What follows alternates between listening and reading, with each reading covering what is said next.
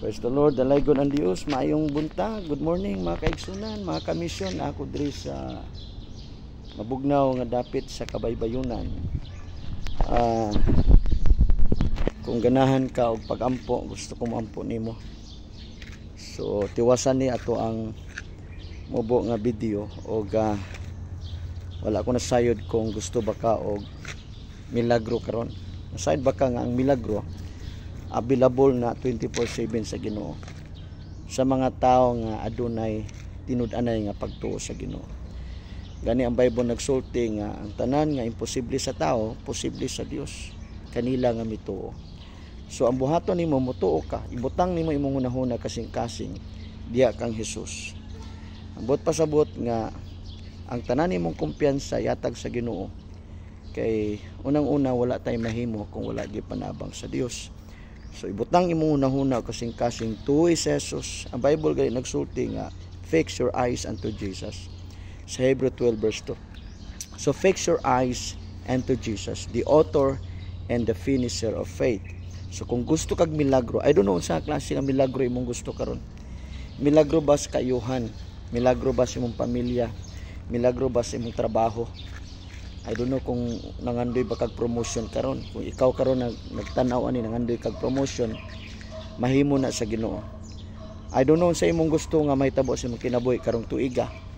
Samot na sa umaabot nga bag-ong tuig makaigsunan sa 2026.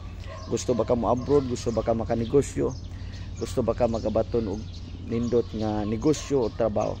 So gusto ko moampo karon. Kay ang Bible nagsulti makaigsunan.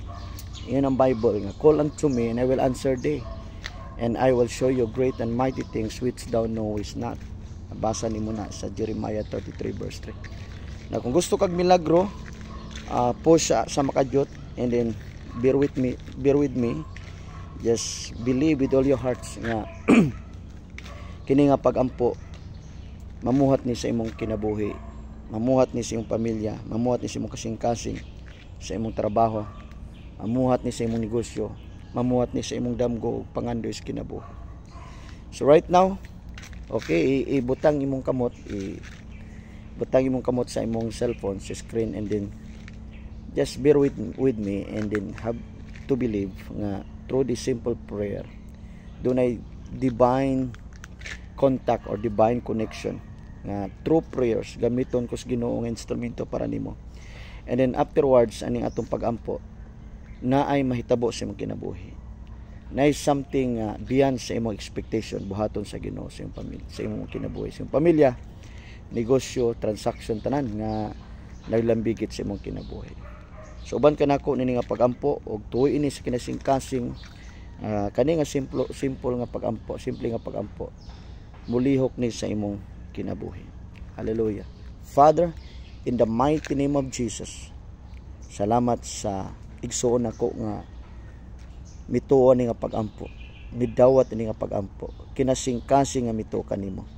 Father, in the mighty name of Jesus, kung pagampo Lord ani akong igsuon nga naminaw karon, nga midawat ni nga pagampo, nga Lord unsa may akong ilito karon para niya mahitabo siyang kinabuhi. Nagsugid kog milagro sa kayuhan sa balatian, nagsugid kog promotion Ginoo sa iyang trabaho, bisan pa man favor sa negosyo, tanan transaction imong panalanginan. Akong gi-cancel ang mga delayed nga panalangin. Akong gibadlong ang tanang agenda ug plano sa yawa batok sa kinabuhi siyang pamilya, sa tanan nga transaction niya, tanang buhat siyang kamot. Akong gi-cancel ang mga agenda sa kaaway in the mighty name of Jesus. Anangandoy mo abroad, maka-abroad Ginoo, mahimong hanay ang tanan. I-provide mo mapagpanginanglan in the mighty name of Jesus. Ilang mga anak karon Ginoo, unsa may sitwasyon sa mga anak, nabay mga anak nga nalulung sa bisyo droga, Lord nag-ampo ko nga dunay divine visitation nimo sa ilang mga anak, nga Lord makabaton og kausaban sa ilang mga anak, dunay encounter sila mga anak sa imong presensya Lord in the mighty name of Jesus. Mga panimalay nga walay kalinaw, walay kalipay Lord, ini orasa nag-ampo ko nga bisitahan nimo ilang panimalay Ginoo nga makabaton og kalinaw, kabaton og gugma, kabaton Ginoo og kalipay diha kanimo. Lord tuguti nga ang imong Santo Espiritu magministeryo sa ilang makasing-kasing. Lord tipigin tibok pamilya, bugkusa sila sa imong gugma. pauswaga og panalangin sila tibok banay in the mighty name of Jesus. Sila mga kahayupan, mga tanom, kaumahan, imong panalanginan, tanan nilang mga resources, Lord, imong panalanginan. Akong gi-cancel ang mga devourer in Jesus mighty name. Akong gi-cancel ang tanang principalities of darkness, tanang planos kaaway, agendas kaaway bato kanila, tanang monitoring spirit, tanang witchcraft, tanan nga mga demonic activities against nila. Akong gi-cancel, akong gibanlong pinagi sa gahom sa Santo Espiritu. Lord, akong ideklarar ang imong gamhanang dugo nga magatabon sa ilang makinabuhi. Salamat, Lord Jesus, tubag sa mga pagampo.